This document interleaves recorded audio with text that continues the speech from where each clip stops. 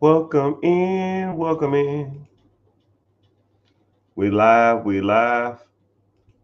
on all platforms. Welcome in, everybody. Come on in. I gotta go to my settings and get some stuff started. So, welcome in Facebook, uh, YouTube, TikTok, Twitch, X or Twitter, and Instagram and TikTok. If I said TikTok twice, I don't know. Anyways, do y'all like the name X or y'all just prefer Twitter? Do y'all still use Twitter or do y'all say X? I don't know why he would take a platform, spend $40 million on something and then change the name of it. But hey, what I know. Welcome in. We're going to get started. So, the question of the hour is how um, how do you start a bit? How do you start the process to buy a business if you've never had? Which majority of people haven't bought a business. But if you ever wanted to get into it, this is where you learn. And for those who are new here, welcome. If you on, YouTube, if you're on Twitter, Facebook, Instagram, Twitch, or even TikTok, click the link in the bio and join. Two things. One, join on YouTube if you're watching this from any other platform. It's going to be the same material. It'll actually be the probably same aesthetically look, but YouTube pays me for the views. So I might as well get the AdSense from that, right? You can show support that way. I really don't ask for a lot, but if you're on the other social media platforms, I'm gonna ask you probably to like and all that kind of stuff. But if you're on YouTube, all you got to do is just watch.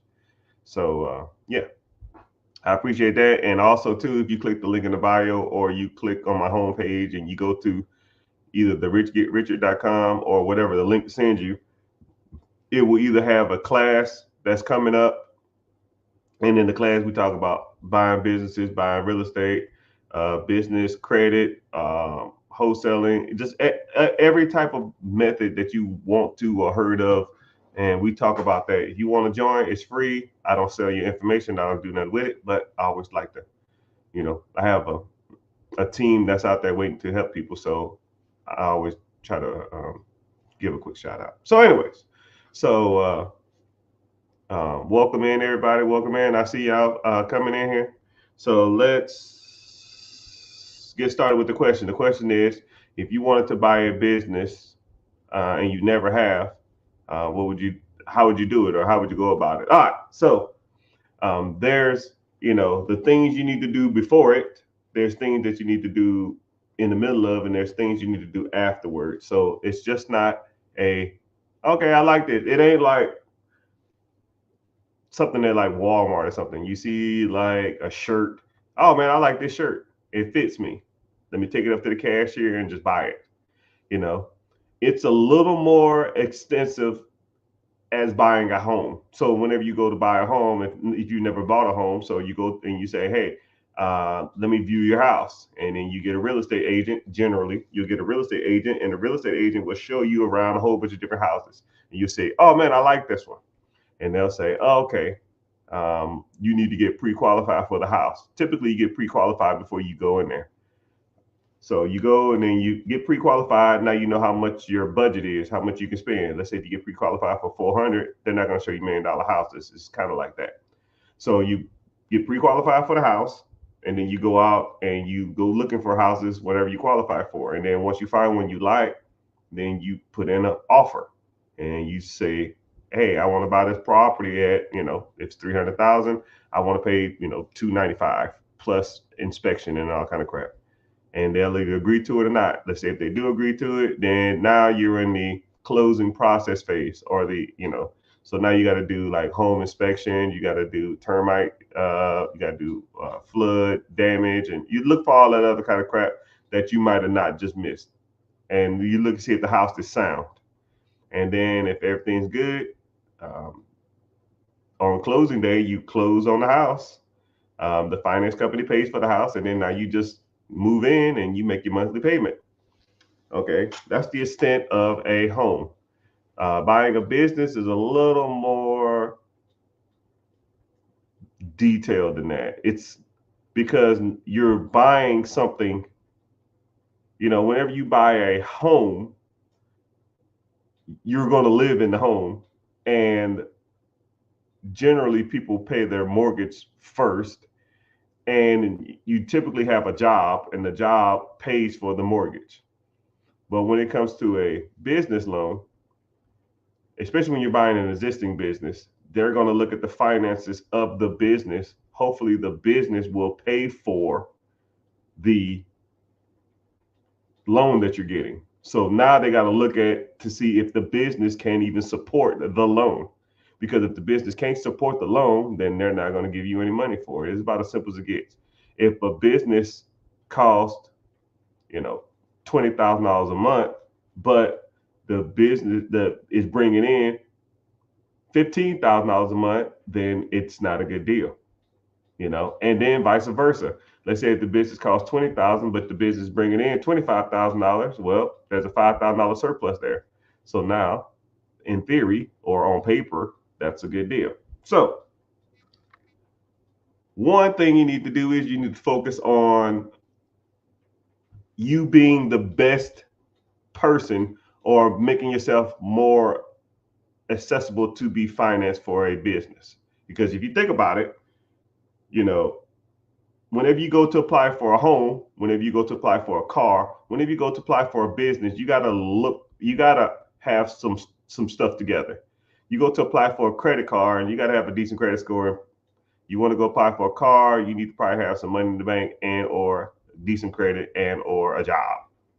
If you want to go buy a house, you need good credit, you need some money saved up, and you need a job. When you buy a business, you're gonna need experience generally, but you can get ways around that. You need some good credit and you need a down payment.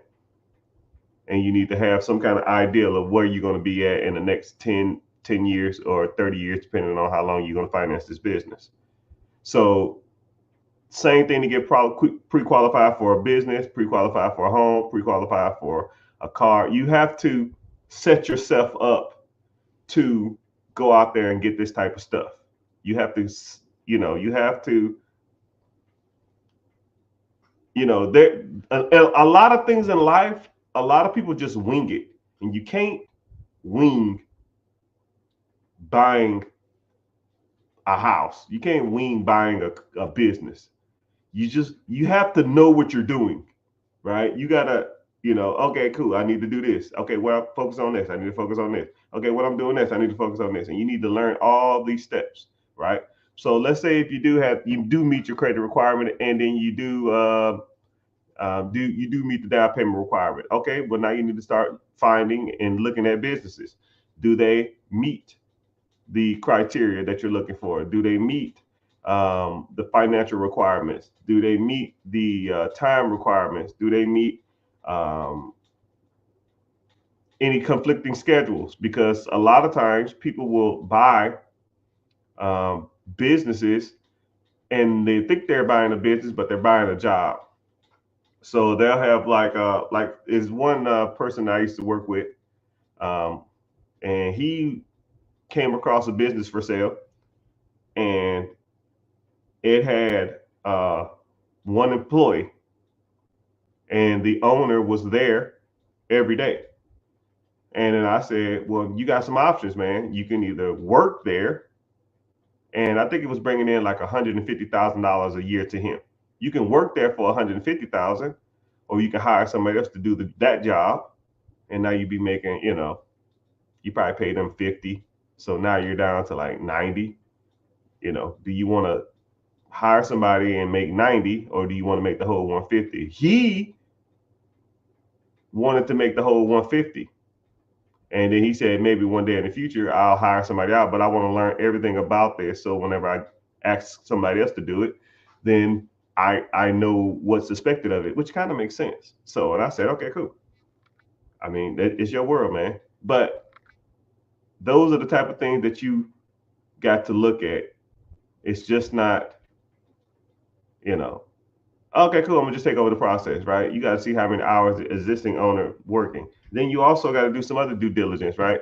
You got to do due diligence on the finances. You got to do due diligence on the employees, the systems, the processes, and really to see if it's gonna make some money. Because if it's not making money, you don't give a shit.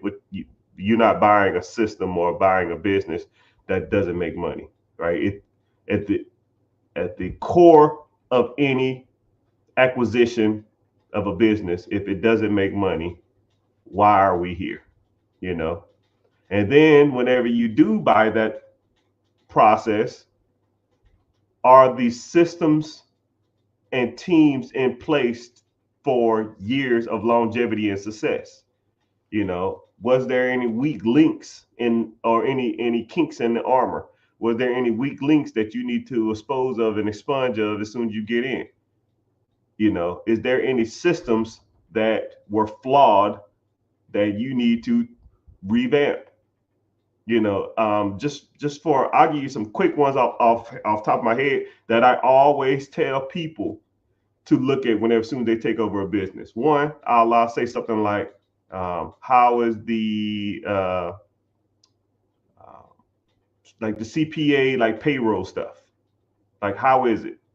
Do do all your finances go to a CPA? They do all the due diligence and then they send out the checks, or do you do that?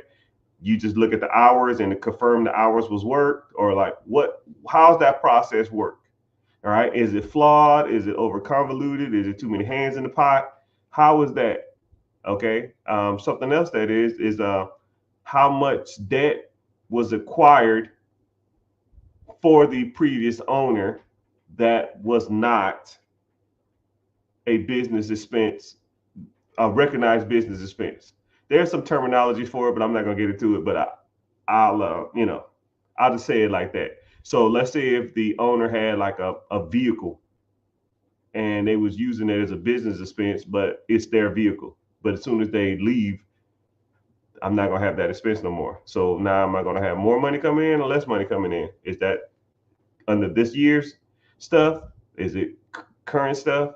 And you know, and it's just stuff like that. You know, you can think of like high security here. Do we have a lot of break-ins? Is there security system, security feeds, stuff like that? Man, I could probably talk for hours just on stuff you can do after you acquire this. But you know, I'm not gonna sit here and bore you out to death. But moral of the story is there's steps that you need to learn prior to buying, while you're in the process of buying, and then after you buy. I mean, I could probably talk for hours on that stuff. I have a community with hours of this stuff on it, and I talk to you weekly basis, and we break down all the type of stuff. If you want to talk about it, just ask the questions if you was in the community. So, um, but yeah, if you want to buy a business, someone said, what's the steps I would do? I will first focus on the learning how to evaluate businesses, because if you don't know what a good business is or a bad business is, all of it's irrelevant.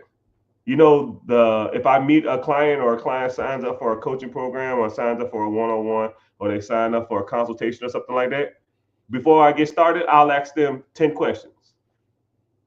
And I just want to see where their mind is.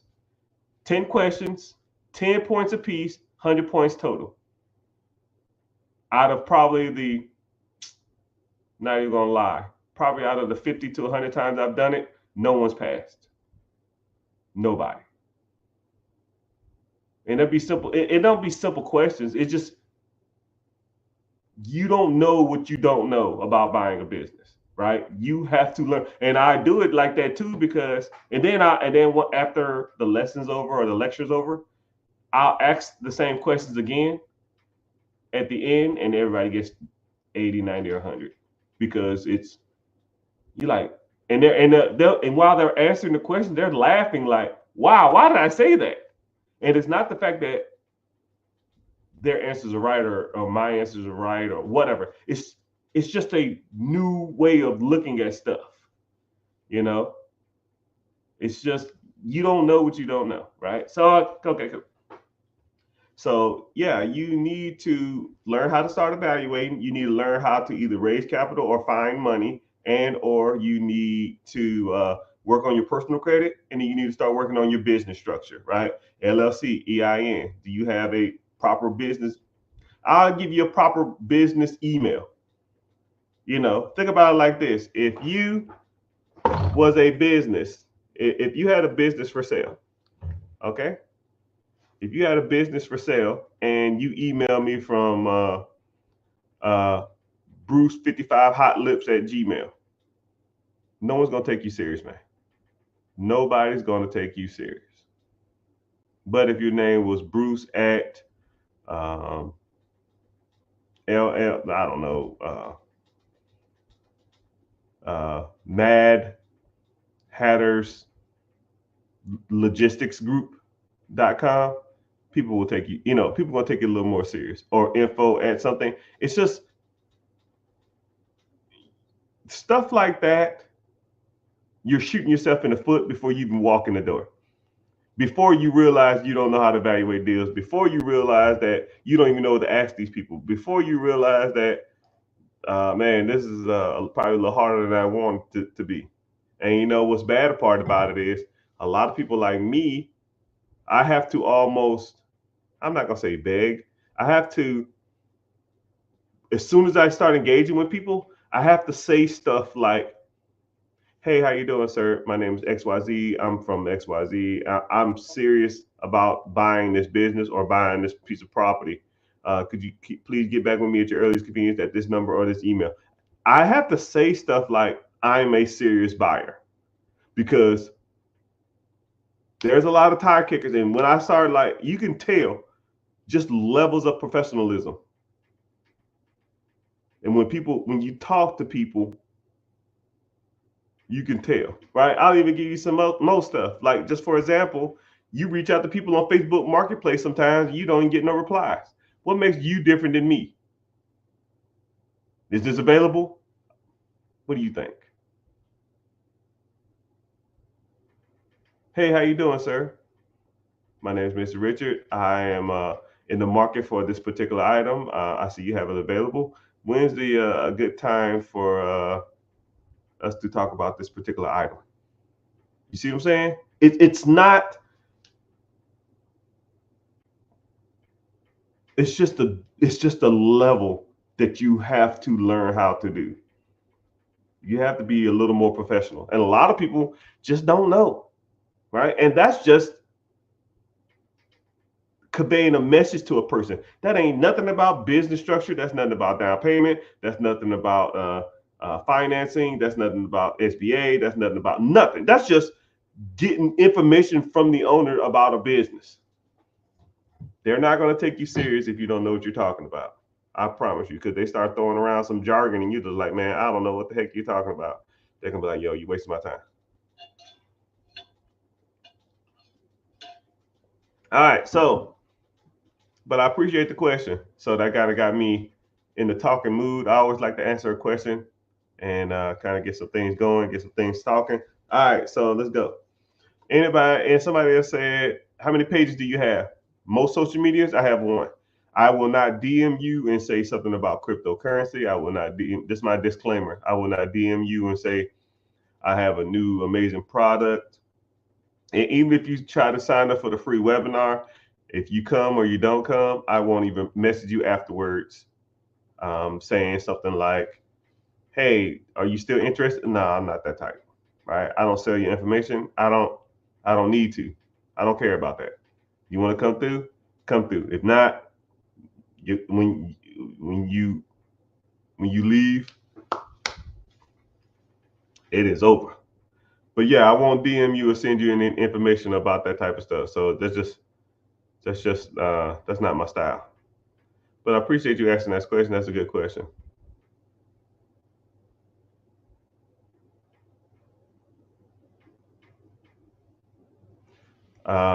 Someone says I've been educating myself, but I would love a bit more insight when it comes to first. Yeah,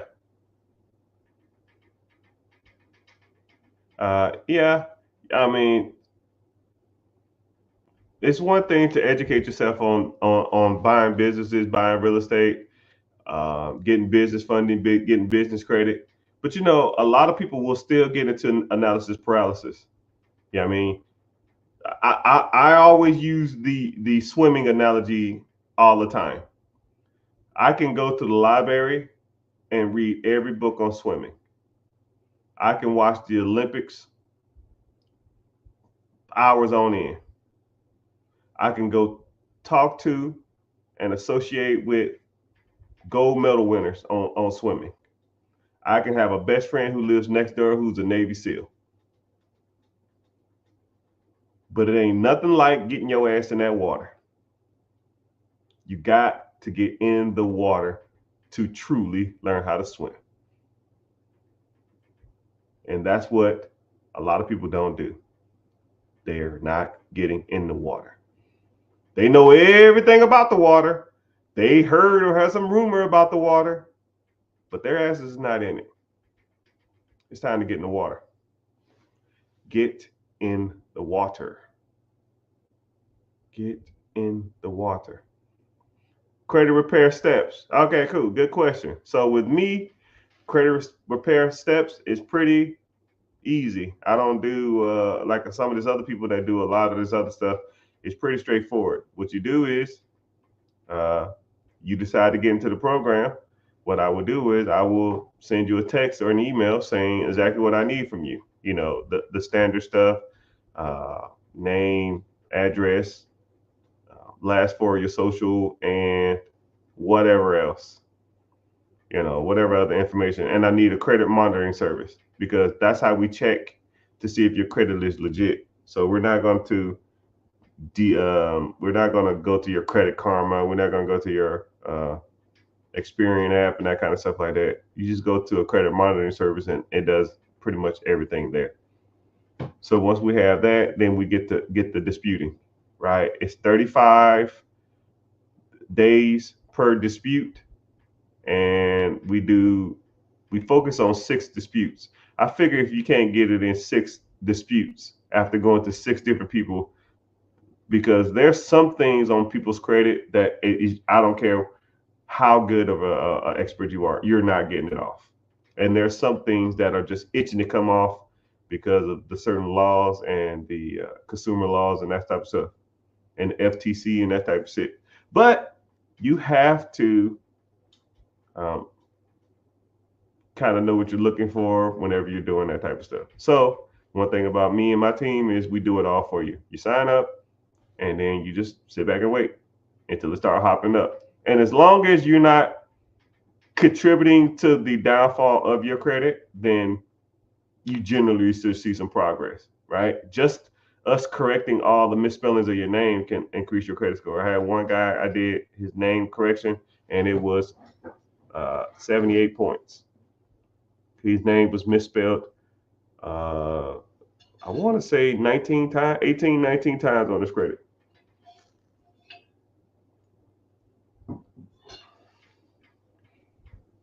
So, yeah, you'll meet some people that do credit repair processes, and they'll you get into the program, and then they'll tell you what to do. I don't do that. I never really liked that. Why would I pay somebody to teach me how to do something why would I pay somebody to teach me something when the person that can just do it for you, you know? So yeah, that's pretty much how the steps work. It's pretty self-explanatory.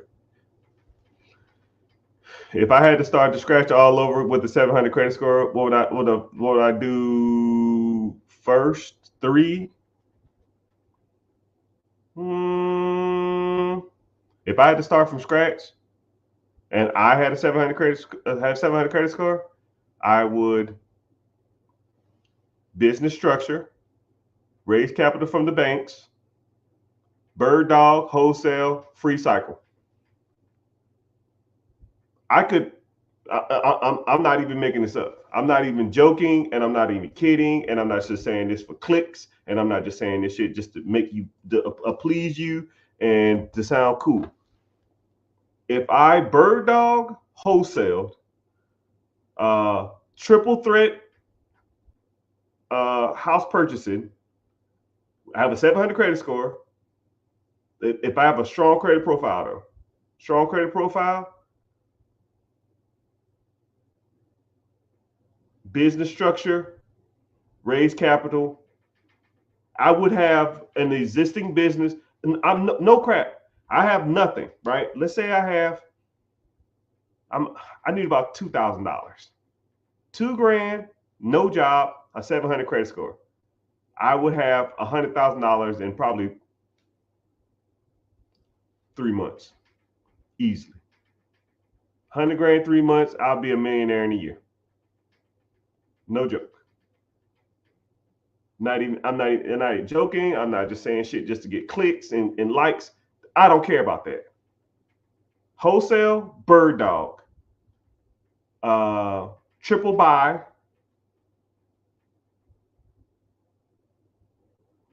Business structure.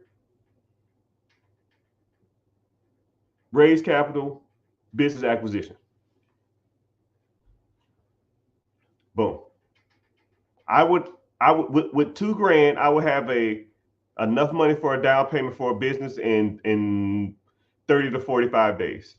And then I will execute and buy a business in the next 90 days. That process takes about 4 to 8 weeks.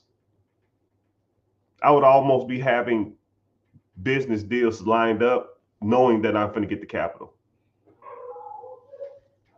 But yeah, what do I know?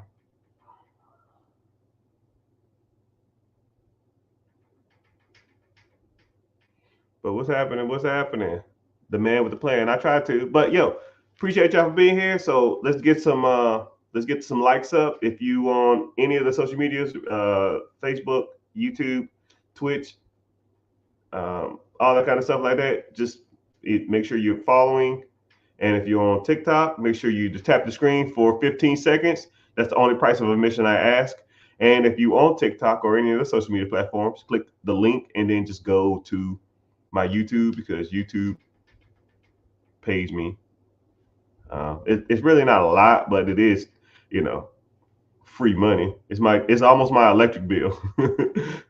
It's probably like $500 a month. It's not a lot, but free electricity, right? Just for hanging out and talking.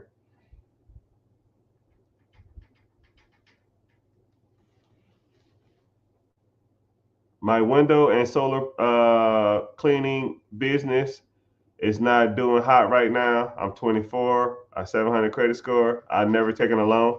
What I would do is, thank you for being here. What I would do is I would look into growth in that industry, and or either raise your prices too. I don't know if you're not doing good because your profit margins aren't high. I don't know if you're not doing good because you don't have enough employees. I don't know if you're not doing good because you don't have enough leads. I mean, if you have a decent amount of leads in theory equal conversions. So it's like if I have a grocery store, I won't say a grocery store. Let's say if I had a pizza parlor. I won't say a pizza parlor. I'll say, try to think of something where people can go in there and just look. Let's say if I owned a Best Buy, and my Best Buy store had 10 people an hour come through, right? The odds of someone buying something is probably like a 10% conversion rate. So 10 people come in an hour, one person is going to buy something. Okay. Now let's say if I have the same Best Buy, but instead of 10 people come in every hour, I got 10,000 people coming in there every hour. Well, at a 10% conversion rate, that means you have 1,000 people buying something, right? Would you rather have 10,000 people coming in and buying 10,000 and selling to 1,000 people, or would you rather have 10 people when you sell to one person, right? It's just numbers. You need more people to come to your service. You might need to start running ads or looking at existing businesses that doing similar numbers and kind of going from there.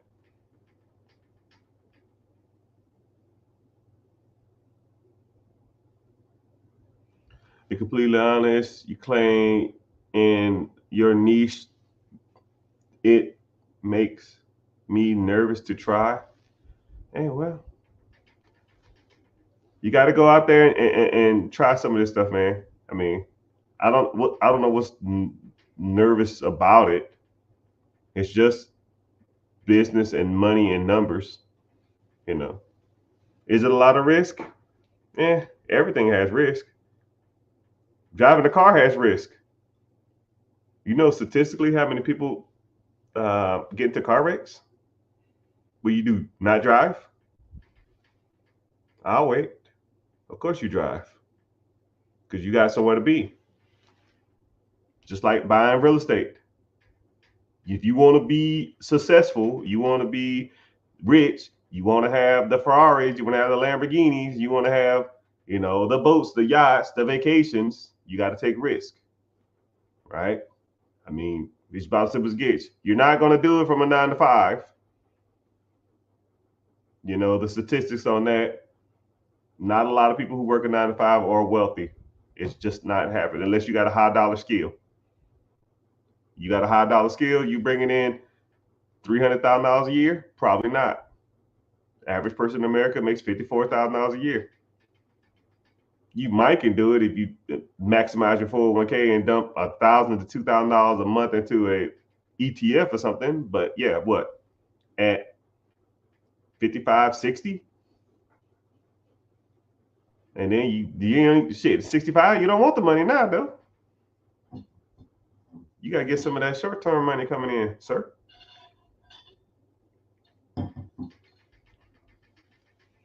Good evening. How you doing? YouTube checking in. I see y'all. Bro. I'll exchange bro with sir. Sir, if I have 150 credit line, should I go rental property to cash flow or businesses? That's where the rubber hits the road. That's where you decide. It's like the Anakin Skywalker. I don't know. I know this is kind of nerdy, but in Star Wars, Anakin Skywalker was taught everything there is to be a Jedi. Okay. And then he had a choice to either go to the dark side or go to the stay on the light side, stay a Jedi. And Anakin Skywalker became Darth Vader, and he converted to the dark side. I mean, it's you know, some people say the dark side is the right side, and some people say the Jedi is the right side. But if you really are like a nerd, you know, you listen to the dark side purpose, and a lot of it does make sense. You listen to the Jedi side, some of that stuff makes sense, or some of that stuff don't make sense, or vice versa. You know, if I talk to you all day about buying real estate, a lot of stuff makes sense. Some of it, not so much. Some stuff, when I talk about buying a business, some of that stuff when it comes to buying a business makes sense. And then sometimes you're just like, I don't really like that portion. That's where you need to either become Anakin Skywalker or you need to become Darth Vader. You just got to choose. You got to pick what you want to do. About as simple as it gets.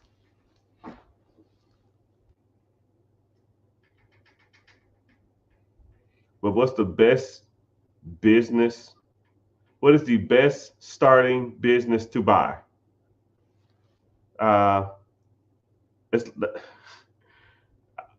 When people ask that question, I'll always answer it like this. What is the best race? No. I won't even say the best race to date. Who makes the best food? Is it Hispanics, tacos, burritos? Is it Italian, spaghetti, lasagna? Is it Asians? Is it Chinese? You know, kung pao chicken and sweet and sour chicken. Is it Japanese, hibachi? You know, vegetables. Is it is it Americans? You know, burgers, hot dogs, I guess, whatever we're known for, which is not much. Is it Africans? What they eat? I can't. Fufu. Is it Jamaicans, oxtails? You know, everybody can comment a different answer, or everybody can say a different answer. All of that is subjective, right? And all I asked was, what was the best type of food? What's the best type of business? It's all subjective. Somebody probably has a roofing company and swears up and down about roofing company. Someone probably owns a Dunkin' Donuts and swears up and down about Dunkin' Donuts. I have a buddy who has 96 Subways. I can ask him about Subway. He'll probably, you know, talk about it till my ears bleed about Subways. It's all of it is subjective. All of it is your personal preference.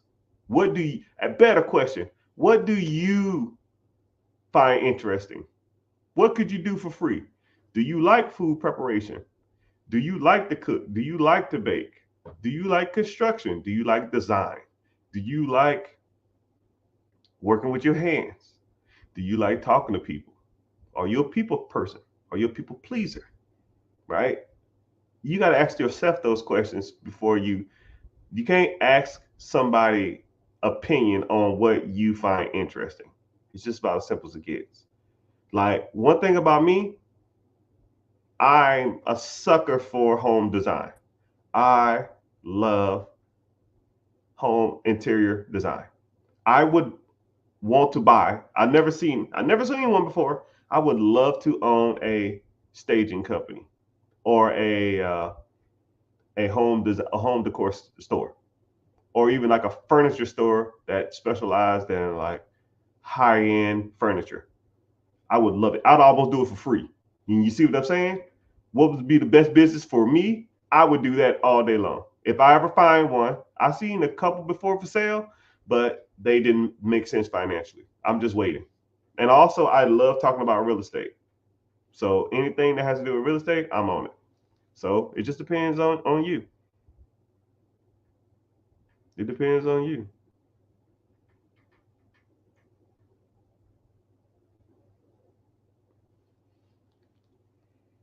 Should I set an LLC up and credit accounts prior to searching? You should be doing everything at the same time, everything all at once. It's almost like you should be. Some people they can focus on one task at a time. I like to try to knock out as much stuff as possible. You should already be having a LLC, S corp, C corp, or a sole proprietorship, depending on what kind of business structure you want. You should always be working on your structure for those businesses while also learning how to evaluate businesses. Because one thing about evaluating businesses, if you don't know what a good business is, you don't know what to look for. That's like asking a person who's 30 years old who's never eaten a meal in their life, and you're asking them to pick out a restaurant. I don't know. What's a good restaurant? I don't eat out. I don't know. Why are you asking me? Okay, cool. Let's start trying some places. Here's Japanese. Here's hibachi. Here, which same thing. Here's McDonald's. Here's Burger King. Here's Taco Bell. Here's Panera Bread. Here's Bucky's. Or here's TGI Friday. Oh, okay, cool. I didn't like that. That gave me heartburn. Okay, so now we're kind of okay. We're done with the Bucky's. We're not eating at gas stations no more because you don't like that. It gave you heartburn, right? All right. So what about these restaurants? All right. You like this? Okay. Well, I like the environment at these places. Cool. Let's start going to these type of places. It's you have to almost learn them processes and learn those systems before you start getting into that stuff. And then once you kind of got an ideal of what a good business is, just like real estate, a lot of people buy real estate wrong because they don't know what they're doing. A lot of people look at properties wrong.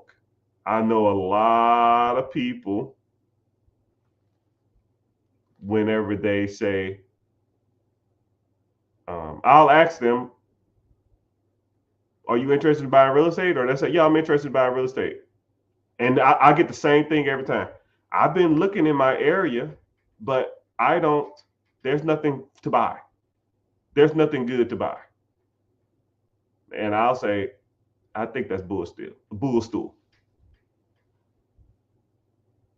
I know for sure. A person like, if there's a person like me in every city in America, okay? There's a guy or a girl or a team or a company in every major city in America that's buying up everything. And they're making millions, sometimes even billions of dollars doing it. And you telling me you can't do it? What's the difference between them and you? Oh, they got the capital. That's bullshit. You don't need money. You don't need money to get in real estate. You just got to know what you're doing. You know? And a lot of people don't. So you have to learn. That's why I'm here. I try to teach you. When are my classes held? They're held so I got a free class. That's every Wednesday, the link in the bio. I also have a like a mentorship class where we meet every Friday and we sit in there and talk about whatever subject is up that week, because I try not to talk about the same stuff all the time, because it's like, all right, man, I get it. It's just like, to me, it's like repetitive and redundant. And it's more to money than just buying stuff that makes money. Management of stuff, evaluating, building credit profile, building business structure, LLC, EINs, S Corp, C Corps, Dun and Bradstreet, if you want to go down that road, net 30s, trade lines, net 60s, net 90s. I can rant for hours, right? I can get on real estate and talk about 15 different ways to buy real estate. I could probably sit here for 8 hours and bore you to death if you want it, and talk about 15 different ways you can buy real estate. I'll give you 5 ways you can buy real estate off the top of my head with no money, because you don't need it. You just need to know how to do it and not be scared to do it. Know how, execution. That's it. But if you want to click the free class, link in the bio, it should be Wednesday of next week. It'll be next week. If I had all my ducks in a row, how do you walk in the lender or private lender funds? How do you walk in the lenders funding? The lenders, private lenders fund? I don't know what you're saying, but I guess what you're saying is, how do you raise capital? Okay. Since I own a capital company, we raise capital for a lot of people. We're on target to have raised $2 million this year for people in their businesses and or either expansion of their business or buy a business. $2 million is, not a lot of money to people, but $2 million is $2 million, right? So what I would do is, you would come to me and you would say, hey, my credit is good. Okay, cool. We'll look at your credit, your business profile, and your credit profile and your credit score and your FICO score and that type of stuff like that. Let's say if it meets that, boom. All right. So now you need to have a business structure, right? LLC, which is one of the easiest ways to get it. Just say you get an LLC EIN, right? And then you need to focus on the attachments or the things to make you look like an official business. And I'll just say one off the top of my head. Let's say a business email. Okay. Let's say if you have a business email, because when you go to apply for funding, if you go to apply for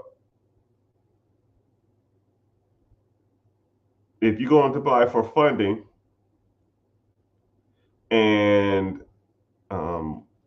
you put on an application certain things, the system will kick it out if it don't meet certain requirements. So for example, if you put business name and it's something like trucking, something like restaurant, it will kick the system. The system will automatically kick it out. Second thing, and I said it already, business email. So let's say you have a business email. What's your business email address? And you say, even if it's professional sounding, let's say it's brucelogistics@gmail. Gmail, Ymail, Yahoo Mail, MSN, kick out. The system will kick that application out. Boop. So you need to know how to properly do it, which I will walk you through the whole process, right? Because, my job is to get you as much funding as possible. And then once we get the funding, then I help you liquidate. Because a lot of people will give you the funds, but won't teach you how to get the funds.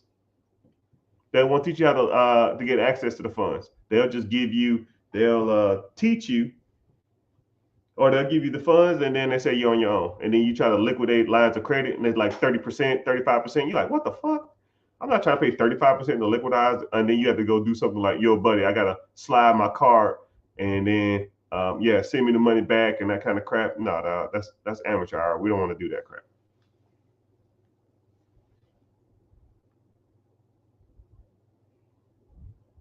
How many accounts you got, fam? I already said it, but I'll say it again. There are a lot of people out here using my name and likeness. If you get an email or a text from anybody saying they're me, more likely there's a high percent chance that it's not. Right? I'm not gonna just randomly DM you. Right? But now if you DM me and ask me a question, I'll reply back. Just go to the follower account and see a bigger account. But if it's not the bigger account or the account that you thought you messaged, then more than likely it's the wrong account.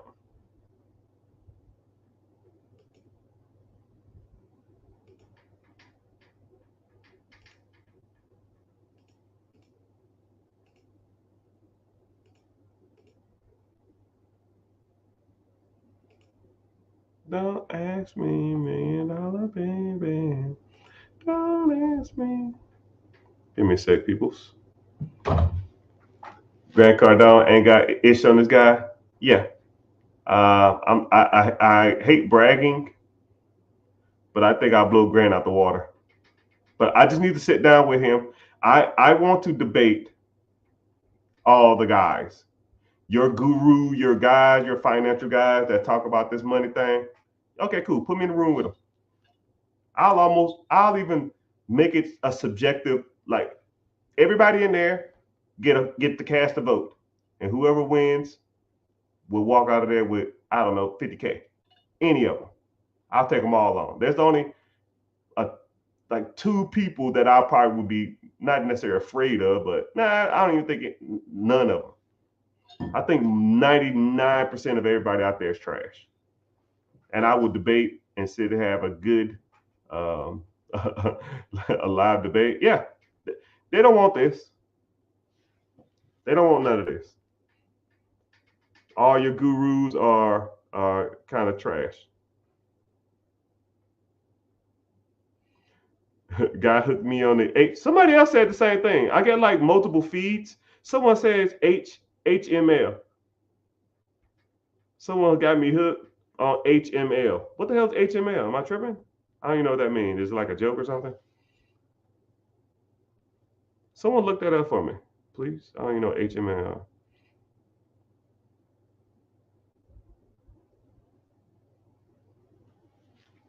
Someone said, any guidance on a 28-year-old? Man, I'm behind on my comments. Any guidance on a 28-year-old that makes 65,000? Yeah. Cut your expenses in half. And invest the rest. And don't tell me you can't be done, because I was 28 years old when I started my financial journey. And I told you to cut your expenses in half. I cut mine to a quarter. So I know it can be done. Well, Mr. Richard, that's bullshit. I don't want to hear it. A quarter. I was making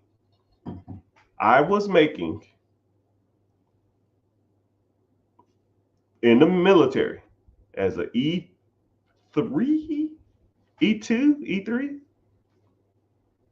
I was making about when I started making some decent money, my first check was $400, $420. Sorry, $425 every first and 15th. So I was making $800 a month. So anybody in the chat making less than $800 a month, raise your hand now. I'll wait. This was after taxes. $800 a month. Now they was providing me room and board, and they gave me some food to eat, which no one ever ate it, but I did because I didn't want to spend my money.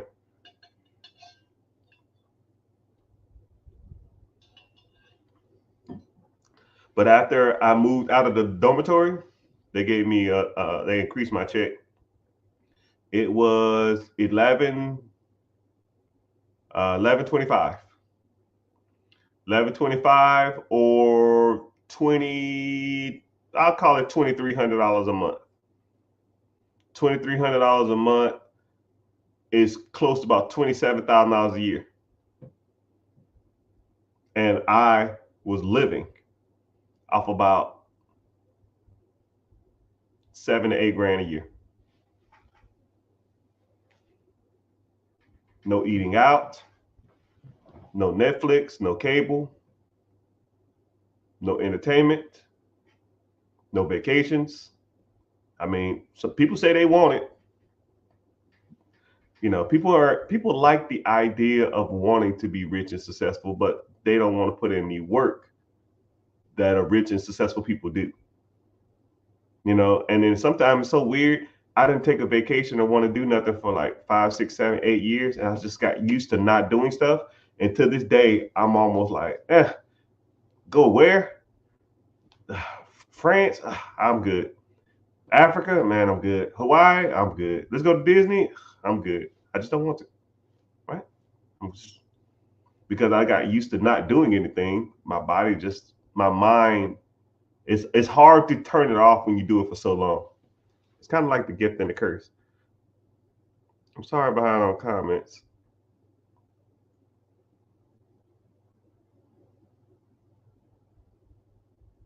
I am behind on comments. So let's go. All right, so we got a question on here. I'm 18 years old. I have no current credit. I want to buy a cash flow business by the end of 2025. What do you think my first steps is? I don't know if you're working or not, sir. 18 years old. I don't know what you do for a living. I would start putting up money in saving, and then I would start working on building credit. The easiest 3 ways to build credit: get a authorized user on someone's credit, go get a gas card, or I have a list of cards that anybody who comes around me, I just give them the list and I just tell them, yo, start applying for these cards. They don't even check your credit. It won't be a hard inquiry, so your credit score won't get dropped, and they report to your credit. I know of 3 credit cards that will report to your credit. They're secure cards though, which is kind of like cool and bad. They're secure cards. You put down, secure cards mean you have to put money down. An unsecured card means you don't have to put money down. So you get the card, you put down $100, $200, whatever you want to do, and it's almost like an exchange. You put money on the card and they'll report to your credit. I've seen people get their credit profile shot up to damn near 60 points just by getting this one card, right? And I know 3 of them. And then also get gas cards, and or if you have a parent or a grandma or something that has good credit, ask to be an authorized user on their business cards. They won't give you the cards, but you'll still be on as an authorized user. Make sure they pay their bills and stuff on at that time.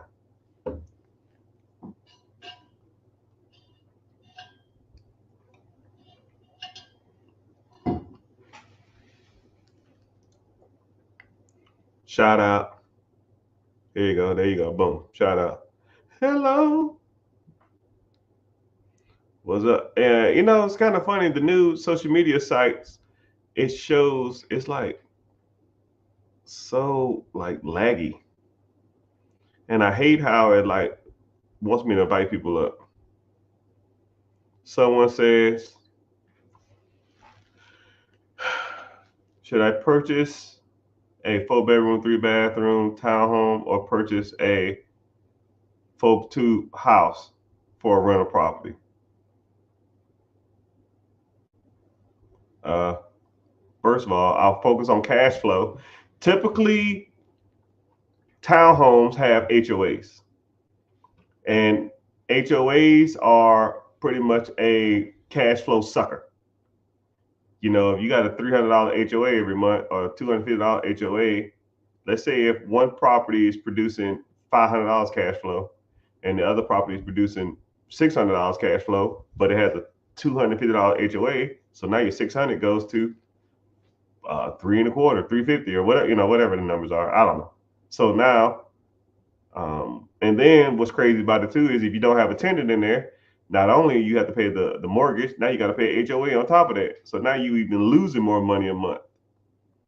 But townhomes can be a little cheaper to get into, and 3-bedroom, 3 baths, a 4-3 can command more rent than a 4-2 in theory, right? I would look at the rent rates on both those properties. I would look at the HOA, and I would look at potential cash flow on both of them to make an educated guess.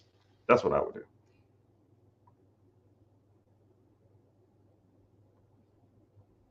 Let me see.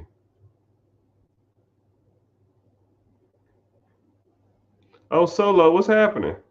Oh, you Solo. Yeah, I need your stuff. I don't know if you did the credit one. I don't remember your name, your real name off the top of my head. But yeah, you need to send me your stuff in so we can get that credit process started. I love real estate. I have 4 units, plenty of ways to make money. Yeah. And then what's so crazy about real estate is once you understand how it works, once you get the bug, once you start getting going, and then it's kind of downhill from there. Hey man, thank everybody for being here, man. I'm bumping on these social media sites. I appreciate it. Damn, Twitter in the house, Facebook in the house, YouTube in the house, Twitch in the house. Dang. I appreciate y'all for being here, man. Thank y'all. Y'all can comment whatever questions you have. I mean, just throw it out there because social media tells me I got to be live. I'm gonna try to go live every day for a couple hours, and they get mad at me when I don't. They send me naughty letters or naughty text messages, right? Is there a way I can get a one-on-one and get started on business? Yeah. Click the link in the bio, join the free class, right? I have different programs. I have different ways to do it. I have different, because everybody's different. And, I don't know where you are in your journey. And I have to kind of, guide you in the right direction because some people need more guidance than others. What's so crazy about one-on-ones is I've one-on-one people who were comically more successful than me, which is kind of crazy to even think about it. And I one-on-one people that was so far in the hole that it was almost hard for me to even see a way out of it. And it's just the different types of people that you interact with. One guy, I'm not gonna say his name, but he had multiple millions of dollars worth of real estate and multiple businesses that he ran. And he said, yo, man, we can't talk that long. I said, yo, man, you got me for, some time. He said, well, I ain't gonna talk that long because I know you're a busy person. I just wanted to pick your brain on some stuff and kind of see what you thought about certain ideas. So I said, okay, cool. And he kind of talked, and then I kind of gave my opinion on it. He was like, all right, we good. And then I gave him like 2 things, action things that he need to do. And then he texted me maybe a week after and was like, man, I didn't even know this was even possible. You're like revolutionizing the way I'm going to do business. And I was like, wow, thanks. I mean, it's just, sometimes you just want to bounce ideas off somebody who's like-minded. Some people don't have that type of person. And if I can be that for a person, then I appreciate it. I came over here from TikTok. Appreciate it. But yeah, just click the link in the bio, join the free class. But thank you for being here. Can you explain hard money lenders?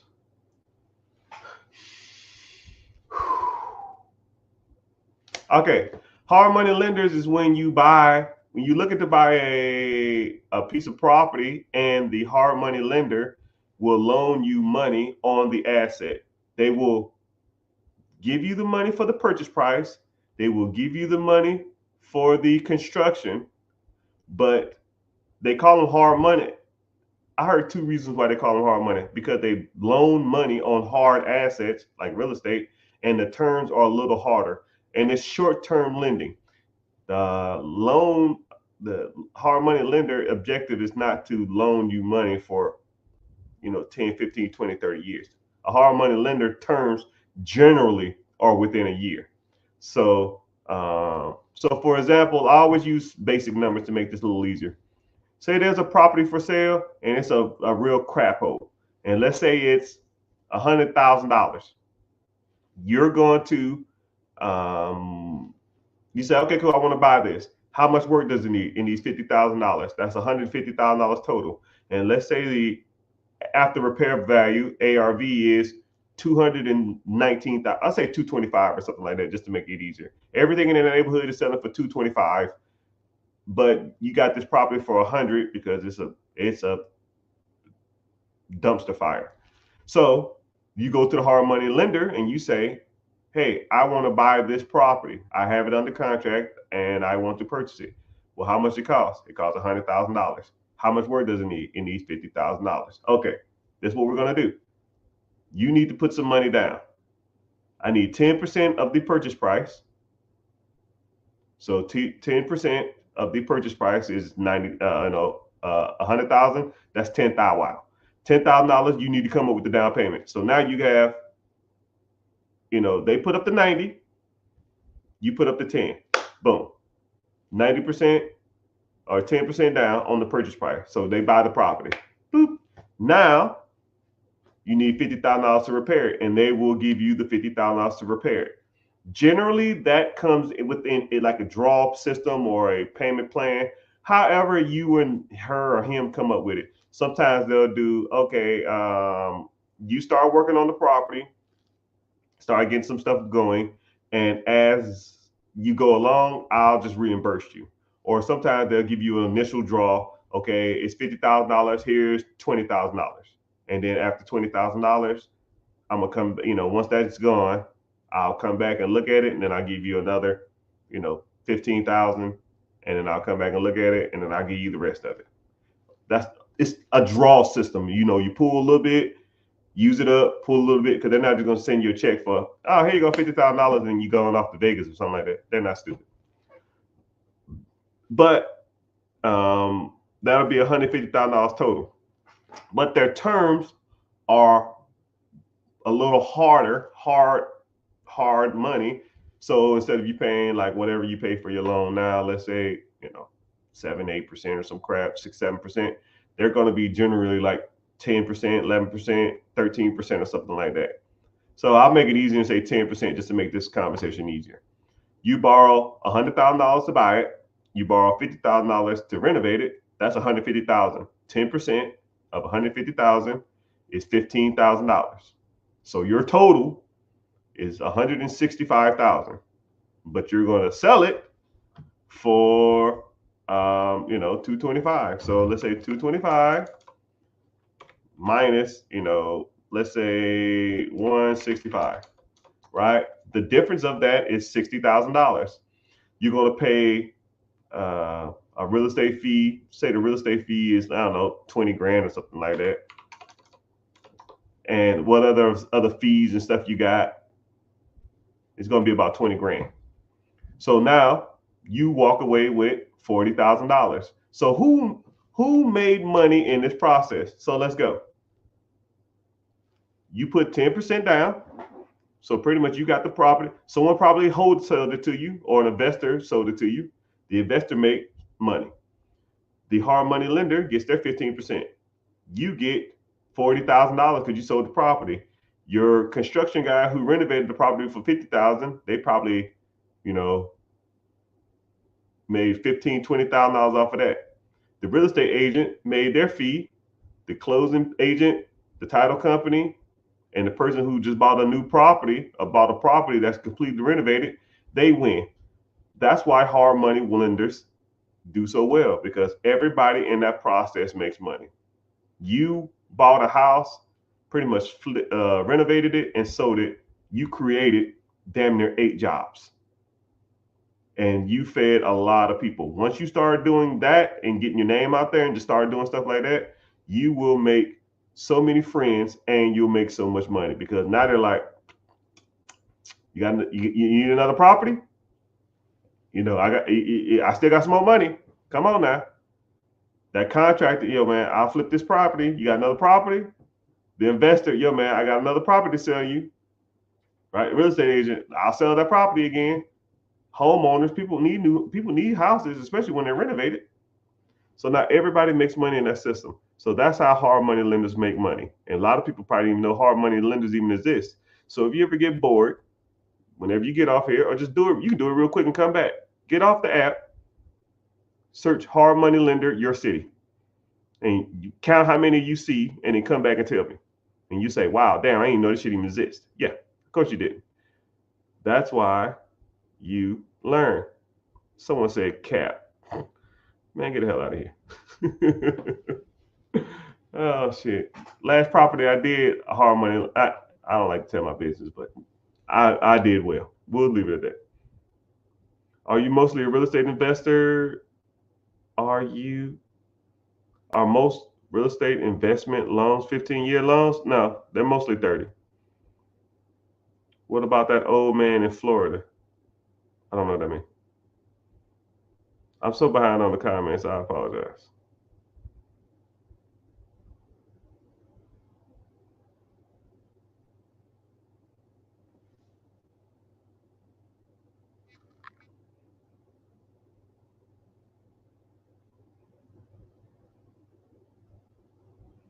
Oh, hit my line. HLM. I'm slow. I'm old too. What age did I become a millionaire?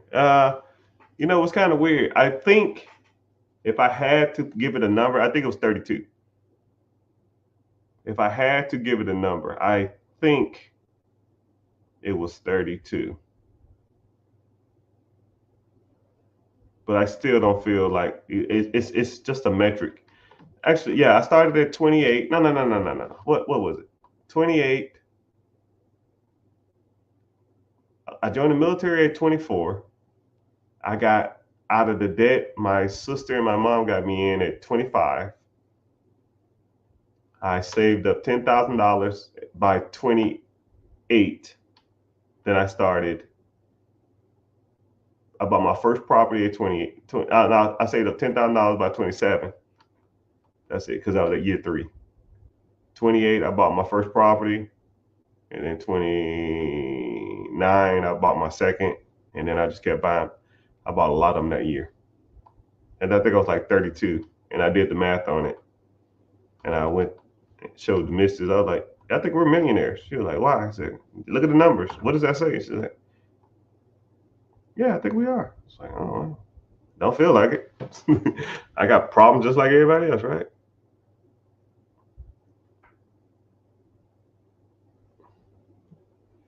Someone said I'm 28 years old with over $100,000. Brother, you rich and don't even know it. You can almost ETF $100,000. Wait till you're 65 years old and you'll be sitting on a gold mine.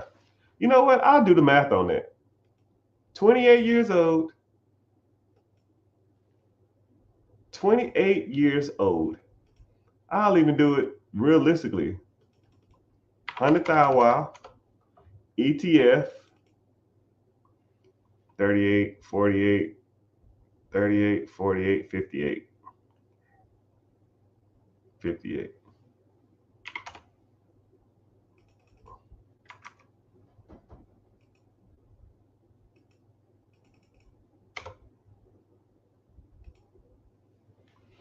You could almost take your $100,000, put it into a simple compounding interest ETF at 55 years old. You'll be worth $5.6 million. You can just work the rest of your life doing whatever you want while that $100,000 make you super rich. And then what's crazy is that interest after 30 years, we'll be making you $712,000 a month. $712,000 a year. So at the age of 55, you will be making $715,000 a year, which breaks down to about $65,000 a month. At 65 years old, you can almost buy, live, do whatever you want. And then what you should do is set up a trust and then put the $5.6 million into the trust, and then let the trust roll over to all your family members, your direct heirs, and they'll be making $720,000 a year for the rest of their lives. So you'll set up your family. You got $100,000. You can set up your family lineage for the next 10 generations if you did it right. And then I'll put a clause in there, say something like, you got to get a college education, you can't do drugs, you can't be addicted to some kind of alcohol, and you can't go to jail. And you can't be, you can't be overweight or something like that. And then they'll do that whatever you say, because they want that $720,000 every month or every year. But hey, what do I know? And then you can continue. You ain't got to worry about going out here and hustling and working and doing those other kind of crap. You can just sit back and relax. 34 years old, is it too late? Hell no, it's never too late.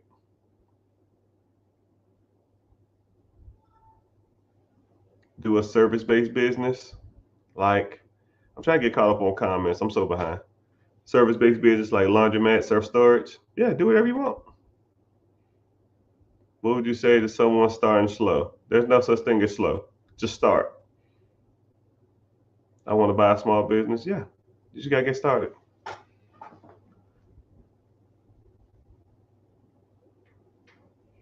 How would an individual pull out profitable interest of a stock without affecting the principal interest?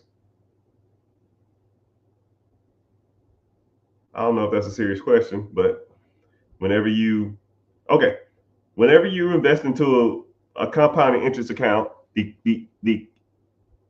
asset takes the interest and reinvests it into the principal.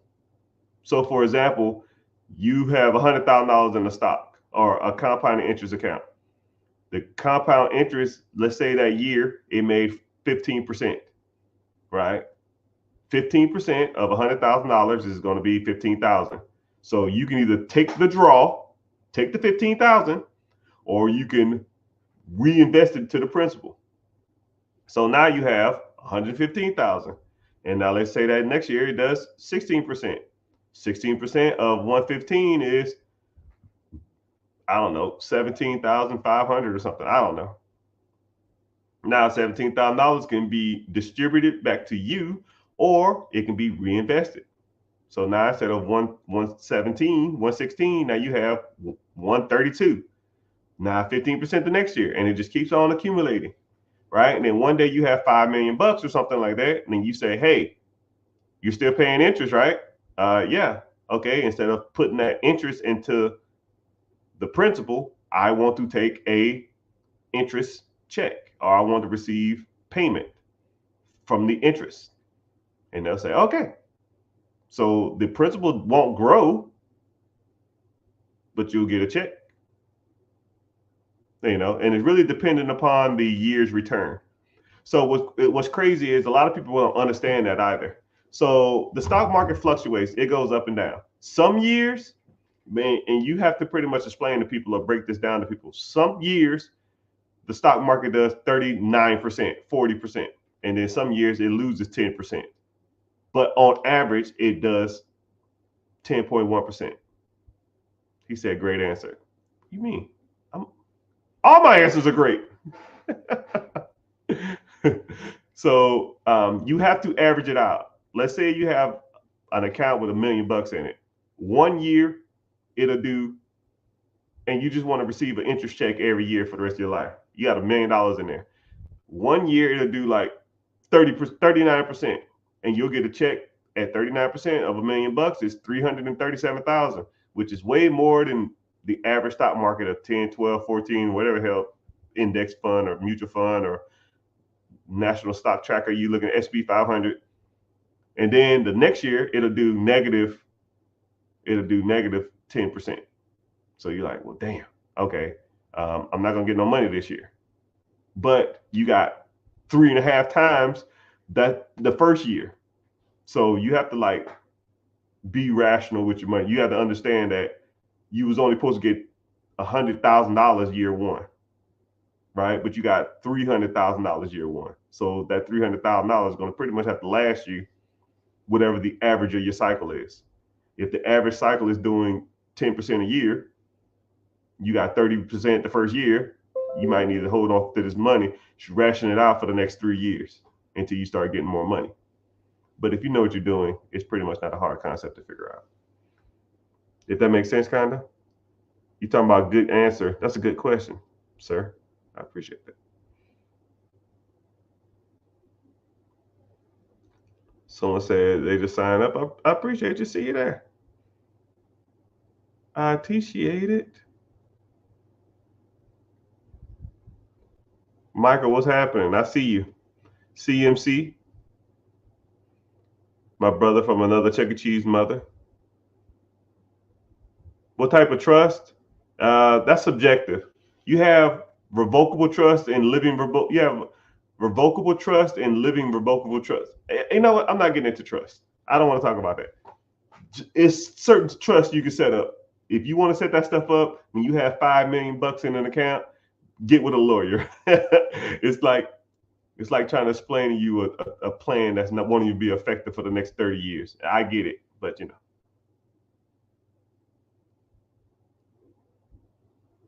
Someone said 21 hard money lenders in Harlem zip code. Yeah, I wouldn't doubt it. I like people to go. I like people to go and look up, you know, and fact check what I'm saying. Because once you fact check and you say, "Wow, this guy," there are places around here. And then this is what I want you to do: search hard money lenders in your city, find the closest one to you, and every time you drive by that place, because you're living by it, you'll see it almost weekly or every other day or something. I want you to look at the environment, look at the building, right? Does it look like somebody in there's helping somebody get by funding millions of dollars worth of real estate to help people buy stuff like that? It's just like a regular little office building. It's probably just some little bitty old shack, some little old building, and they in there doing millions of dollars worth of work. You know what I mean?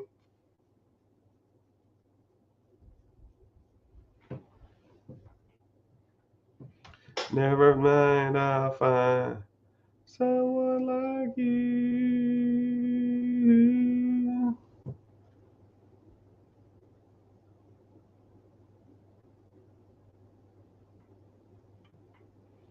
Don't forget me. What kind of existing business can you buy in Texas? There's millions. You know, the bad part about it is, I wish I wasn't live on all other social media platforms. I found a business in Texas that I shared with my community or students, whatever you want to call them. And it was in Texas. I forgot what it was though. I literally forgot what it was. And shit, give me a sec. I can look it up. Oh my goodness, come on, type, killer. I wish nothing for the best for you to don't forget me.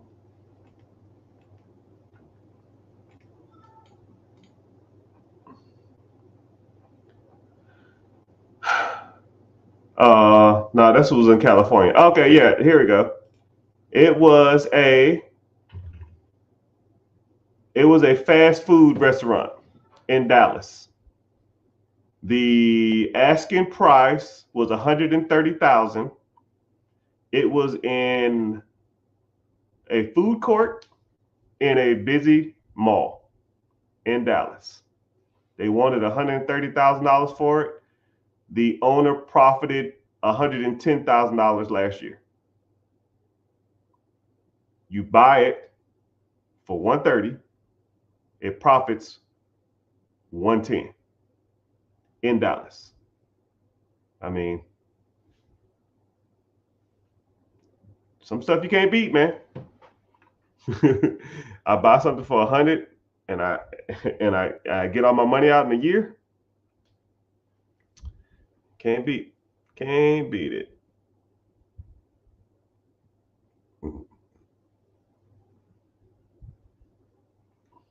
He said, just go Google businesses for sale. You know, it's always people that would ask me how to properly what to find businesses. Dude, you find business anywhere. That's like asking somebody what website do you go to find cars? What website you go to find houses? I can name 100 websites off the top of my head where to find houses. I can name 100 websites to go buy cars, right? Better question, are you qualified to buy a car? Are you qualified to buy a house? Are you qualified to buy a business? Because if you're not qualified, why you want to know where cars and businesses and houses are? Because you're just looking. It's irrelevant. Now you're gonna ask, well, what is qualification?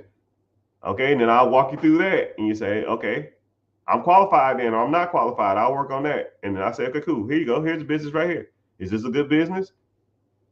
I don't know. Okay, now I got to teach you that too. You see what I'm saying? It's like a rabbit hole of things that you need to do. And a lot of people don't see it as that. They just say, oh man, let me go in here and type and message all these people and ask about a business, and they're messaging from their Ymail or Gmail account trying to buy a $5 million business and got 15K in a whack crypto, trying to buy, you know, $1 million business. No business structure, no freaking business attachments. Don't know how to read a P&L. Don't know how to engage. Don't know if it's a broker for sale by owner. Don't know how to negotiate owner financing. Right? It's not just something that you just wing. Right? You're not gonna. You might can wing a car. You're not going to wing a house, and you're for damn sure not going to wing a business. You got to be taught this stuff, man. Right? You might can go to a real estate agent and they'll walk you through the process, but they get compensated for that.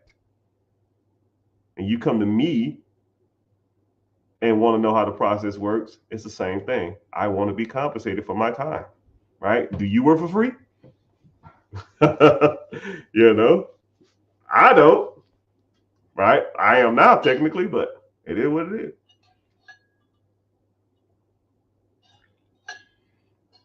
is. Man, you've been 1031 exchanging this land for 15 years.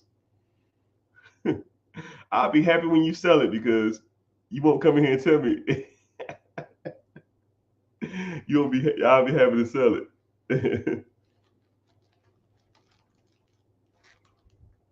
Oh, you offer owner financing?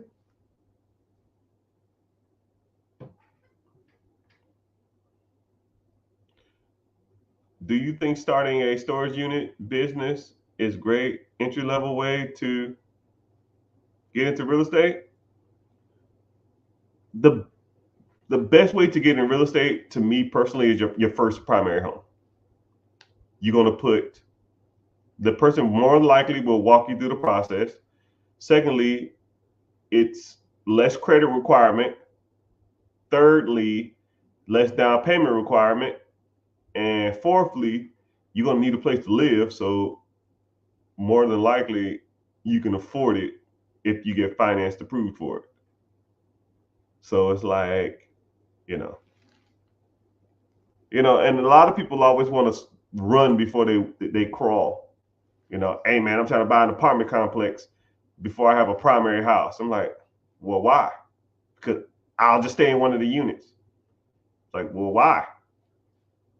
Why would you buy a 20-unit apartment complex to save $1,000? So let's say if every unit on a 20-unit apartment complex rents for $1,000, okay? That's $20,000 a month. So instead of you making $20,000, you make $19,000 to save $1,000. You're bringing in $20,000 a year. You're trying to stay in a 1-bedroom apartment with all your tenants. Come on, dog. Come on. Just rent out the other unit, make enough $1,000, go get your own freaking house. Your house payment is gonna be what, $2,000? Hell, 1,000 of it can go from the money you just made from the rent of the unit that you just moved out of. It's kind of a weird logic to have, you know. But as to whoever question that was, yeah, to me, the easiest way to get into real estate is to buy your own home. You build up equity fast. You know, this is what's crazy too. It's always going to be a reason why you shouldn't do something. There's always. But the people who make money in this game are the people that do shit. It's about simple as it gets, right? If you was waiting, like, why didn't you buy a house in 2022? Oh man, it was COVID. Why didn't you buy a house in 2023? Oh man, it was a housing. It was too hard to find properties. Why didn't you buy a house in 2023? Oh man, the interest rates are high. Why didn't you buy a house in 2024? Oh man, it's election year. Why didn't you buy a house in 2019? Oh man, you know, it's like it's always something, always. But if you'd have bought a house in 2019, 2020, 21, or 22, you have damn near double of equity in your property right now. So all that shit you was talking about, man, you know, interest and buying frenzy, and let's say if you bought a house that was $300,000 and you paid $50,000 over what it was worth. 2021, you bought a $300,000 house, but the house was for sale for $250,000. 2022, 2021, that house now is worth almost probably $500,000 to $600,000. Now, who's the dummy? The person who paid $50,000 more for the house that you didn't want to pay $50,000 more, or the person that has $300,000 worth of equity on a home they overpaid for $50,000? I'll wait. I don't need to wait. Well, I know the answer. The answer is the person with all that freaking equity in their property. So now they can go get a HELOC, home equity line of credit. They can do a refinance. Or they do a HELOC, 90% LTV, meaning that they can cash out $200,000, $215,000, $230,000 in their property. Now, what could you do with $230,000, Mr. or Mrs.? I can invest anything. I can take all this money. Just give me the money. I'll figure it out. There's $230,000. Could you buy a property that was overpriced 4 years ago? Make that work. Now let's same thing with a refinance. It's worth $600,000. You refinance for $550,000. Your mortgage payment goes up, but now you cashed out $300,000. Wow. Now what you gonna do with the $300,000? Wow, and it's tax free because you don't pay capital gains tax on debt.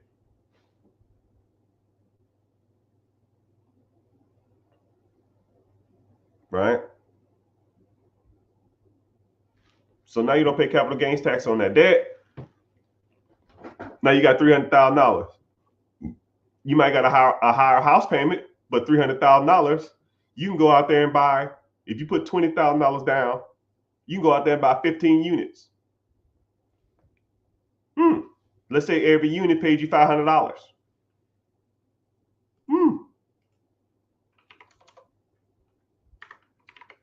That's $7,500 a month, or 90 grand a year. You took money out of your home. That was your primary. You went out and bought more property, and now that property cash flows 90 grand a year. You could almost quit your job now just because you bought a house in 2021. It's crazy to even think like that. And I just broke down a play that you can do. And a lot of people say, oh man, I can't do that. What, you couldn't have bought a house in 2021, 2020? Or you can sit there and just complain about damn interest rates. Or you can sit there and complain about prices too high. Or you can complain about there ain't no good houses. Or you complain that, oh man, these houses are going for over asking price. I'm not paying over asking price. Now look at you. Who's the dummy now?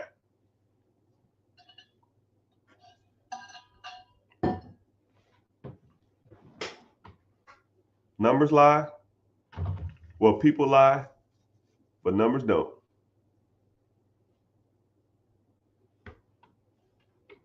And now what's your excuse? Let me guess. If you don't have a primary home now, let me guess your excuse. It's an election year. I'm trying to see what's going on with China, or the interest rates, or the Feds, or what's the excuse now? What's the excuse? Like every time. And you know, it's kind of weird when I talk to people. I tell people, I say, man, don't give me excuses, man. I don't want to hear it. I do not. Like, it makes me so upset to hear people bitch about unforeseen circumstances or complain about stuff they cannot control. I can't control the election. I can't control the interest rates. I can't control the housing market. I can't control none of that. All I know is what's going on right now at this moment. Do what's best for you right now. Right now. Right now. If you can afford a house with these interest rates, buy a freaking house.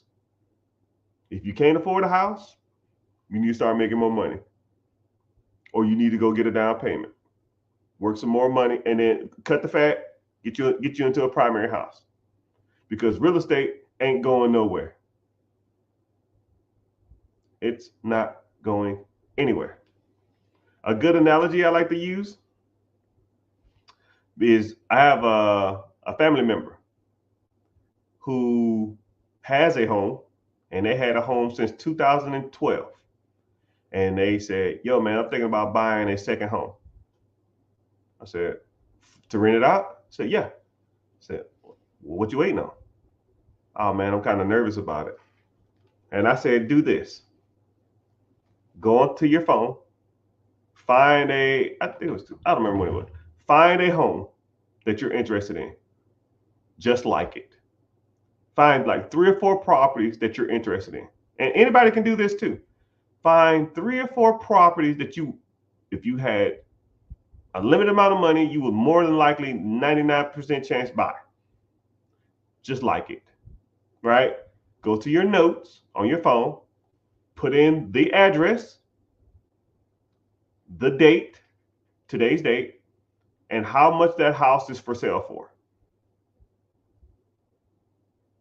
Set a reminder in your phone for 4 years from now or 5 years from now. You'll get a random text and say, check your notes or put on your calendar 5 years from now or something. And check that same property. I told him to do that. 2017 came up, whatever year it was. I think it was 2018 or 2019. I forgot what it was. He said, yo, man, I remember this property was for sale. I was gonna buy it for like 180. This shit's almost $300,000 now. I said, yeah, it's time. He said, yeah, I'm gonna do it. I'm gonna just do it. They was making a decent amount of money and he just did it. He bought it in 2018, 19. I don't remember the year, man. It was a while back. So he got the property, and maybe, I don't know, maybe it's about 6 months to a year ago. He said, yo, man, that property I bought is damn near doubled in value. I need to buy another one. I said, shit, you should have bought 3 of them at the time I told you to. But, you know, you can't. Some people, you just can't tell them what to do, man. Some people, you present them information and they don't listen, you know. But moral of the story is, people, if you want to get into real estate, your first house needs to be the house you live in. And then everything else will you kind of learn the process. You learn how the system works. You learn how it goes. Then you can start getting into some rental properties, right? I don't recommend people buying real estate without even owning the primary home, unless you're damn.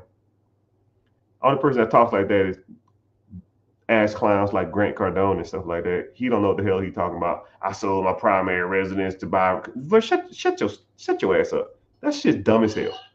The majority of Americans ain't gonna do that. You sound like a clown. But hey, what do I know?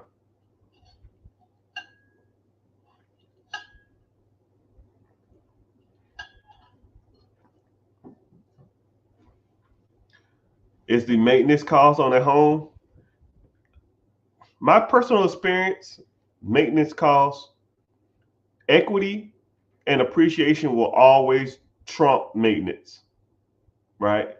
I mean, think about it like this. I mean, and stop me when I'm lying.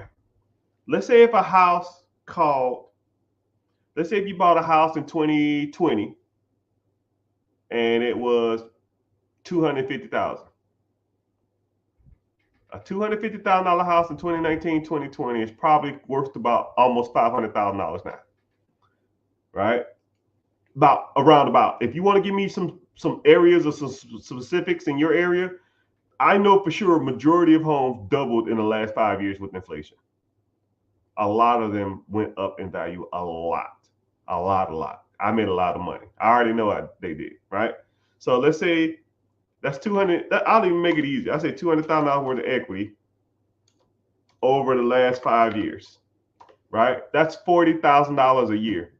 You're telling me the house maintenance is 40 grand a year, or $3,300 a month? That's damn near the house payment, and that's not even including pay down. You borrowed $250 to buy the house. You probably only owe $225 now. So not only you to get $250,000 worth of equity, you get $25,000 in pay down, and the tax ramifications of owning a house. I mean, come on, dog. Come on, man. Anyways, let's get to some other questions. I don't want to sit and talk about real estate all the time. That's why I like talking about other stuff in the communities, because I break all this stuff down. So anyways, for those who just got here, I'm live on all social media platforms, 2 Facebook accounts, YouTube, Twitch, Twitter, X, Instagram, which keeps kicking me off, and on TikTok. I would appreciate it if you go to YouTube and watch from there, even if you just have it on in the background, because it pays me to be there, right? Twitch was talking about filling out some application to be on there too, but I didn't do it. I don't even care about it. So, but I know YouTube, sends me a little bit of money. If you find any value in this, that's fine. I appreciate it. You can go to YouTube and watch from there. I'm about to get off in a little bit though, but you can at least go there and at least see the profile. Click the link in the bio and then go to YouTube, or you can just type in The Rich Get Richard and you can see me from there. Also too, you can also hold a free class if you want to sign up. When you click the link, it's called Be Your Own Boss. You want to sign up there, you kind of go from there. We can go. It's a free class. I don't sell your information. I don't do nothing with it. But if you're interested in learning more about buying a business, buying real estate, fixing your credit, getting business funding, investing, 401k, any of that stuff, we talk about it all. We talk about everything. So yeah, I appreciate people coming over from YouTube's, the internets. Anyways, someone said, what is a good, what would you name your holding company? What's crazy about that is I got asked multiple times what's a good holding company name, and I kind of got tired of explaining it to people. So what I did is I made because there's more than just your name of your holding company, your LLC, S Corp, C Corp, sole proprietorship, whatever you want to do. There's more than just naming it. You need to structure it properly, right? You need to work on your registered agents, work on your managers, work on getting your EIN, your tax identification number, working on business address, business, whatever, everything that's attached to your business. And what I did is I got tired of people asking me, so I said, okay, y'all, I'm gonna come up with a slideshow, and anybody that joins this community, I'm gonna just give you the slideshow for free. So when you get in there, first thing it'll be like, you welcome. You need to come up with a name. These are the easiest ways to come up with a name. Think of this, or use this adjective, and never use any of these stuff. And I have like keywords that you should never use in your business structure.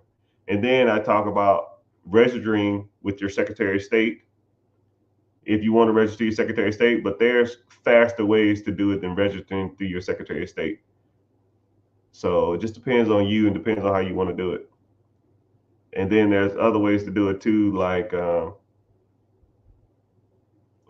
through like sites like GoDaddy and stuff like that. Not GoDaddy. Yeah, I think it is GoDaddy. It is GoDaddy. No, LegalZoom. You can go through sites like that, but they're kind of expensive. I can show you cheaper and easier ways to do it.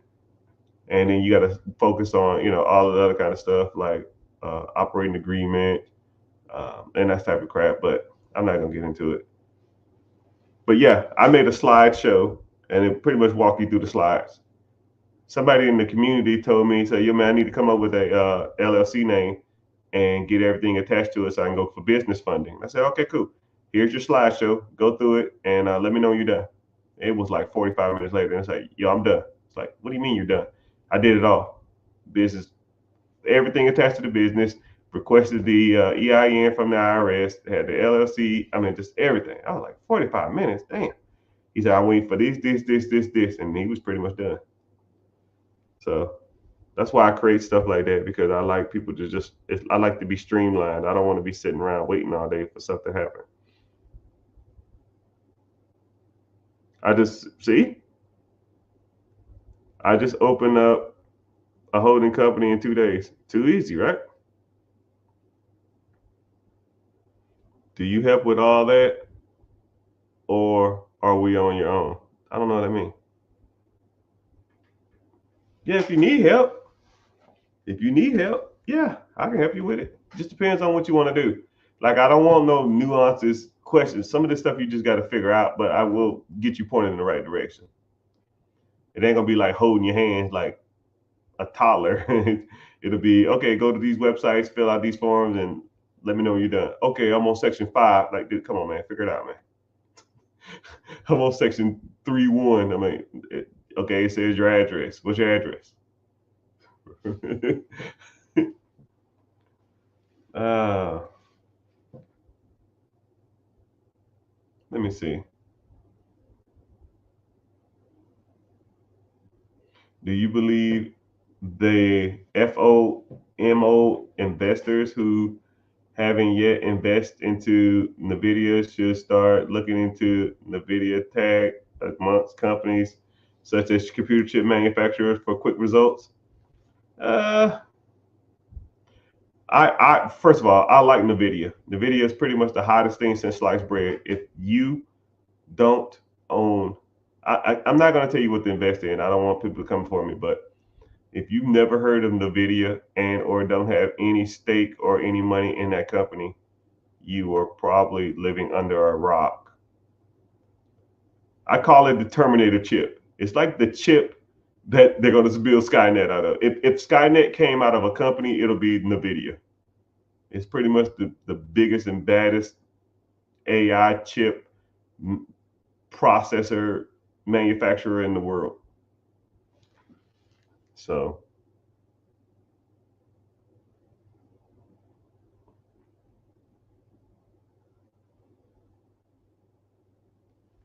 what do you think about my $17 million 1031 exchange?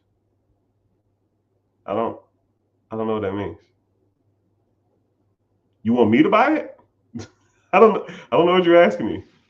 I mean, yeah, sell it and then exchange your profit. I don't know what that means. Well, you either gonna have to pay. You sold the property for 17 million. Okay, I don't know the details of the deal, what you're saying, but I'll just say it like this: you have a $17 million property.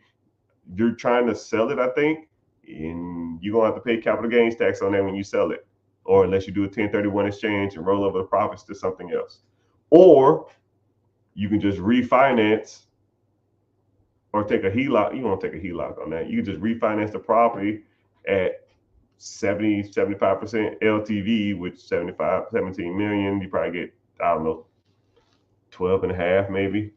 And then you take the 12 and a half and you can build on it, or you can just buy something else that make money, but you'll have a $12 million payment on it. You probably just want to get out of it. So either you can sell it, but one thing about land is not super desirable. It's nothing sexy about it. You buy it and it sits. Nobody's really making money off land unless you're a developer or you're going to subdivide it. You ever been driving through the country and you see a sign that says land for sale and it be there for 10 years? That's why. It's just not it's a slow burn. You can make a lot of money whenever you do sell it. It just takes a long time to get your money. And that's if someone's willing to even pay what you want for it or what you think it's worth, right? You break it down over the acreages, and then you break it down over what's selling in the area or what's sold in the area. And then people are going to come in there and they're going to try to lowball land deals anyways. So, it is what it is. It is what it is. I'm using 3.5 as a down payment. Looking for $15 million using, yeah, I guess. That ain't. So you have 3.5.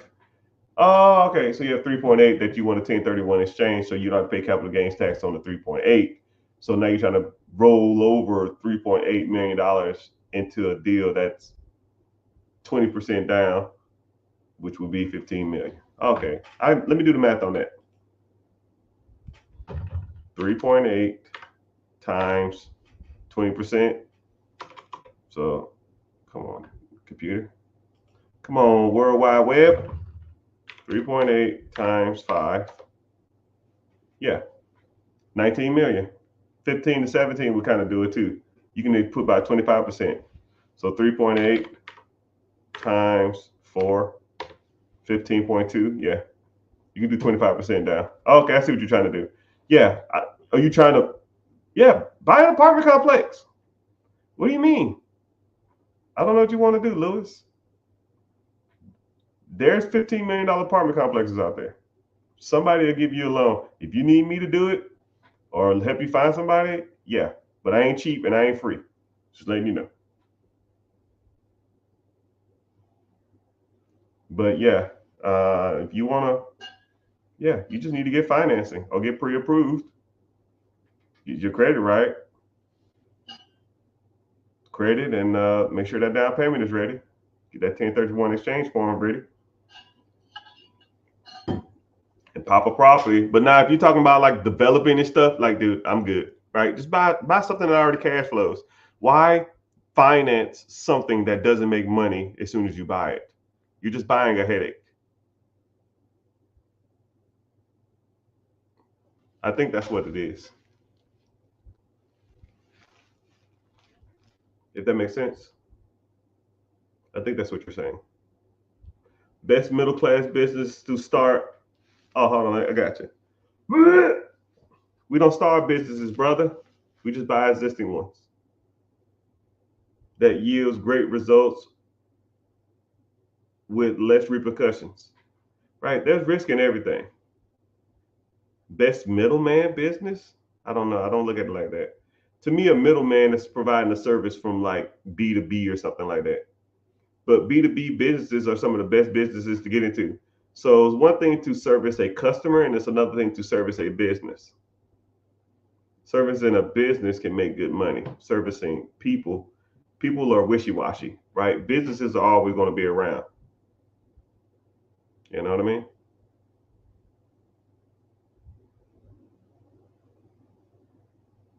Let me see. If we get 16 million, I refi in 12 months at 18.75. Yeah, you could. That refinance fee is going to be nuts, but I wouldn't refinance until I got a better interest rate. Commercial loans are actually doing pretty good now in comparison to but I don't know what you want to get into, man. You help us find the businesses. Yeah, I show you exactly where to find them, how to find them, what areas to look, what to look for, how to scale them, how to buy them, how to evaluate them, how to negotiate, how to reach out to owners, what to say to the owners, how to do the due diligence, what the due diligence looks like, and I get you over the finish line. That's the objective here, right? But I hit my social media quota for YouTube, but I appreciate you. Great answer. No, man, great question. Rocket boys, Rocket boys. I need to look up your account too. I ain't forgot about you. I ain't forgot about none of you, but it's all good. But yeah, so I'm about to get off here. I have to get off before the timer goes off because they put me in jail. I really get in trouble when they do that. So I appreciate y'all for watching on social media. I probably made my light bill money for the day, $200. Shout out to Twitter for being here. Appreciate that. Wow, it's a lot of people from Twitter. Shout out to YouTube. YouTube pays me to be here. So if you're watching, search The Rich Get Richard. If you find value in any of the stuff, at least go in there and turn on your notifications and or just make sure you're following or just go look me up over there. I got a lot of stuff over there, good stuff going on. A lot of long form content. Twitch, thanks for being here. Facebook, I see you. Business account, Facebook, I see you too. One of my Instagrams is down, but I need to figure that out. I don't know how to make it. I don't know how to do it. But thank you for being here. So yeah, I met my quota, and thank y'all for watching. And later, dudes. Oh yeah, if you just got here too, click the link in the bio and join the free class. You gotta give a shout out.